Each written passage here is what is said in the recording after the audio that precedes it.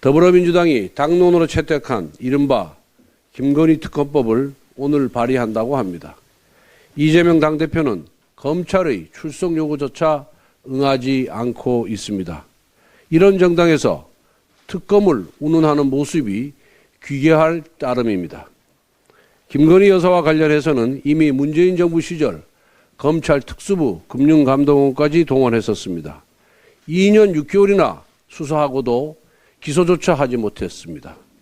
특검이 얼마나 무리수인지 민주당 스스로 잘 알고 있을 것입니다. 그럼에도 불구하고 민주당이 특검을 부르는 이유는 따로 있습니다. 당 대표를 둘러싼 온갖 스펙터클한 범죄 의혹으로부터 국민의 관심을 다른 곳으로 돌려보기 위함입니다.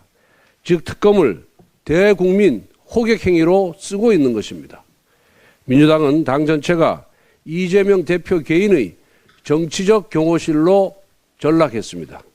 이것도 모자라 사법영역마저 당 대표를 향한 충성 경쟁 레이스로 타락시키고 말았습니다.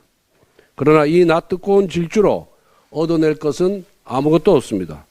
오히려 법을 폐하기 위해 민주당이 몸부림칠수록 당 대표와 당 전체는 더불어 파멸의 길로 갈 것입니다. 여야는 이미 오석준 대법원 대법관 후보자, 한기정 공정거래위원장 후보자, 이원석 검찰청장 후보자에 대한 인사청문회를 마쳤습니다. 후보자들에 대한 도덕적 흠결이나 하자는 전혀 발견되지 않았습니다.